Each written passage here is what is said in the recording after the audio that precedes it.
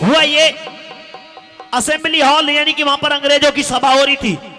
उस assembly hall के अंदर राजगुरु सुखदेव, भगत सिंह, बटुकेश्वर दत्त उन्होंने बम फेंका, और बम भी ऐसी जगह फेंका जहां पर कोई भी अंग्रेज मरा नहीं। और बम फेंकने के बाद में वहां से खुद भी नहीं भगे, वहां पर पर्चा फेंके इंकलाब जिंदाबाद के कि अंग्रेजों भारत छोड़ दो, अब हमारा भारत हम आजाद कराना चाहते हैं, हम आपकी अधीनता स्वीकार नहीं करेंगे। अंग्रेजों ने पकड़ लिया, पकड़ने के बाद में उनको जेल के अंदर बंद कर दिया और उनके लिए सजा दी कि इनको फांसी दी जाएगी। और फांसी के लिए 23 मार्च 1931 वो दिन तय किया गया। भगत सिंह जेल के अंदर बंद थे।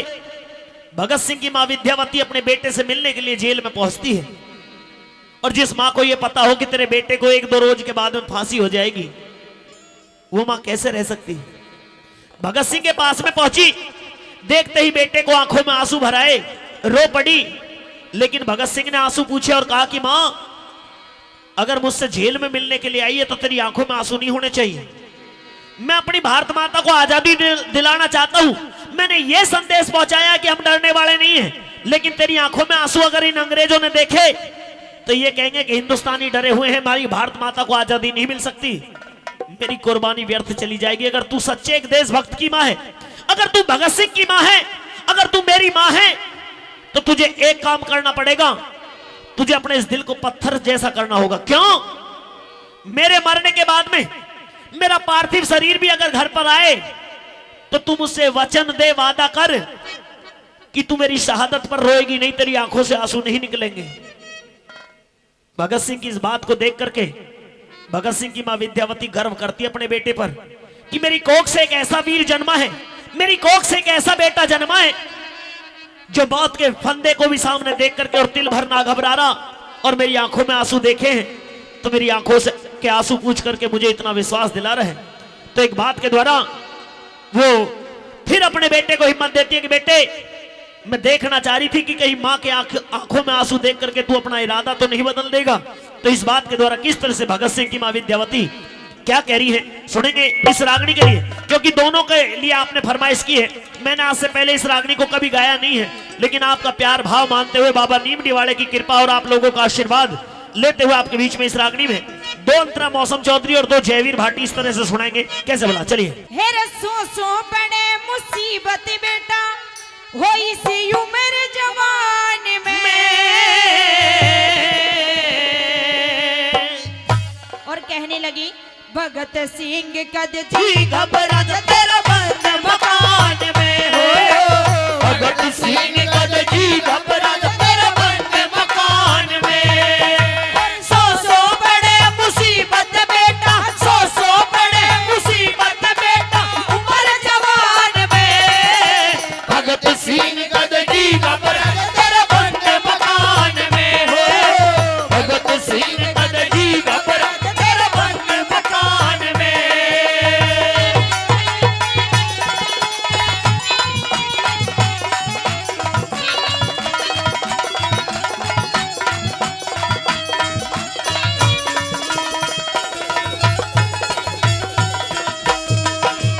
हिंदवासी ढंग नया करेंगे, हिंदवासी ढंग नया करेंगे, पढ़ाई सुन के रया करेंगे, पढ़ाई सुनते रह करेंगे, हिंदवासी ढंग नया करेंगे, पढ़ाई सुनते रह करेंगे, शेर की मां मन गया करेंगे, शेर की मां मन कया करेंगे। इस हिंदुस्तान में हो भगत सिंह कद जी घबरा तेरा बंद मकान में हो, भगत सिंह कद जी घबरा तेरा बंद मकान में।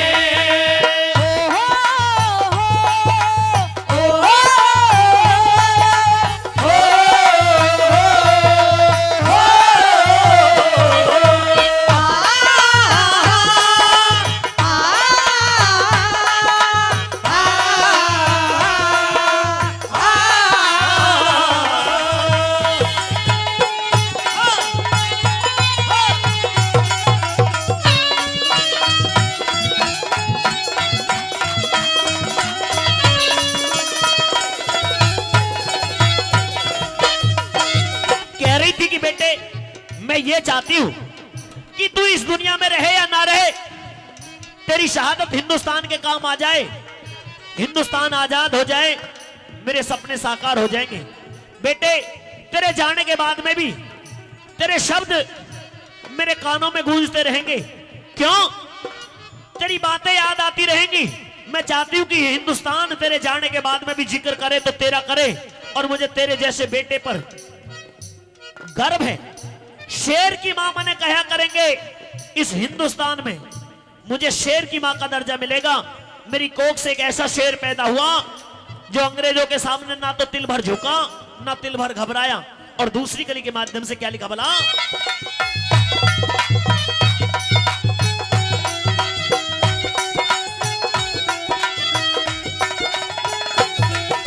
सारी जिंदगी मैं तेरे गीत सुनूंगी, सारी जिंदगी मैं तेरे गीत सुनूंगी, फिर दोबारा तेरी मां बनूंगी, फिर दोबारा तेरी माँ बनूंगी। सारी जिंदगी मैं तेरे गीत सुनूंगी, फिर दोबारा तेरी मां बनूंगी, अगले जन्म में फिर जड़ूंगी, अगले जन्म में फिर जड़ूंगी ऐसी संतान में भगत सिंह गदजी घबराए तेरे बंद मकान में, भगत सिंह गदजी घबराए तेरे बंद मकान में।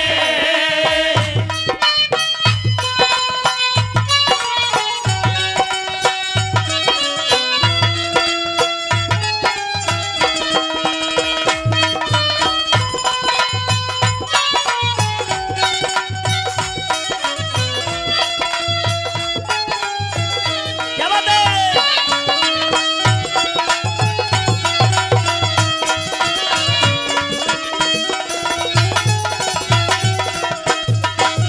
हे बेटे भगत सिंह, अगर अगला मुझे जन्म मिले और वो जन्म भी मुझे औरत का मिले, तो मेरी कोख से अगर बेटा पैदा हो तो भगत सिंह जैसा बेटा पैदा हो। मेरी कोख से अगर संतान पैदा हो तो भगत सिंह तेरे जैसे बेटे पैदा हो। बेशक से किसी मां के 4 ना हो, 6 ना हो, 10 ना हो, लेकिन एक हो, सच्चा सपूत हो, जिसके इस दुनिया से जाने के बाद में भी गुणगान होता रहे। उस मां का भी कहा करते हैं कि जन्नी जने तो भक्त जन याद आता है शूर, इससे तो जन्नी बांझ भली क्यों व्यर्थ गवावे नूर। अगर ये शेर पसंद आया तो ताली आपकी तरफ से जरूर यूं होनी चाहिए। कहने लगा माँ, ये मत समझना कि ये भगत सिंह जा रहा है तो हमारा देश ऐसे ही हो जाएगा, ऐसे बर्बाद नहीं होगा हमारा देश, आजादी मिलेगी। अरे मैं मर गया तो मारे हिंद के उजड़ डेरे हो जाएंगे, मैं मर गया तो मारे हिंद के उजड़ डेरे हो जाएंगे।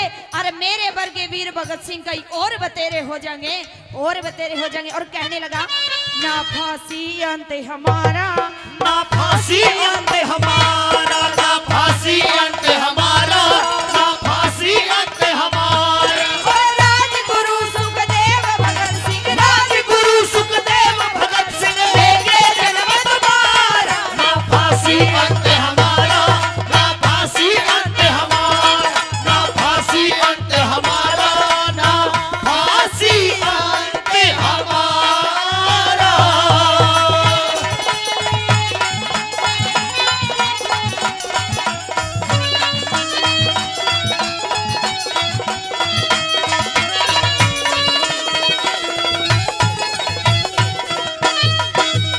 इस एक गोरख धंधा बन दे, इस एक गोरख धंधा बन दे, किला आजादी का चिढ़ दे, किला आजादी का छिड़ दे, इस एक गोरख धंधा बन दे, किला आजादी का छिड़ दे, तेरे किसायो पूत जन दे, तेरे किसायो पूत जन दे, पूरे जहान में भगत सिंह गदजी घबरा तेरे बंद मकान में, भगत सिंह गदजी घबरा तेरे बंद मकान में।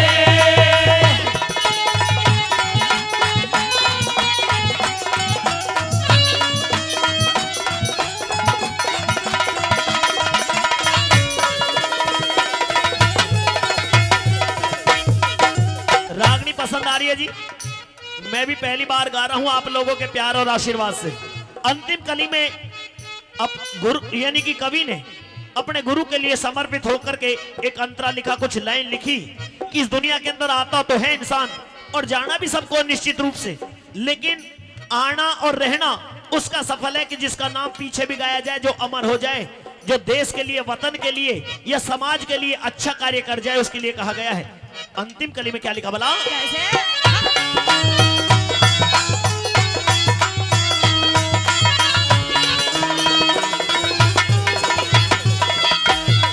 श्री मांगे राम गुरु का शरणा, मांगे राम है शरणा, मर के भी नाम अमर करना, मर के बिना में अमर करना। मांगे राम गुरु का शरणा, मर के बिना में अमर करना।